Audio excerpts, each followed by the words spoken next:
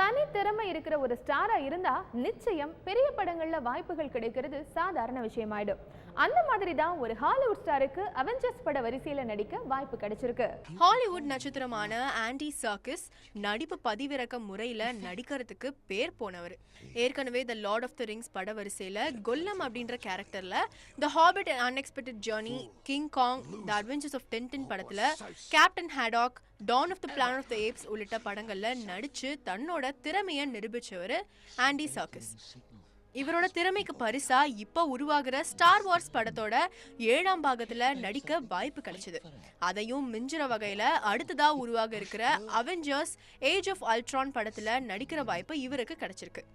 வழக்கமா மோஷன் கேப்சரிங்ல திரைக்கு பின்னால நடிக்கிறவருங்கிறதால இந்த படத்துலயாவது அவரோட முகம் தெரியுமான்னு சர்க்கஸ் கிட்ட கேட்டதுக்கு, முகம் தெரிஞ்சாலும் தெரியலனாலும் நடிப்பு தானும், அந்த மாதிரி வித்தியாசங்களை தான் பாக்குறது இல்லைன்னு அவர் சொல்லியிருக்காரு.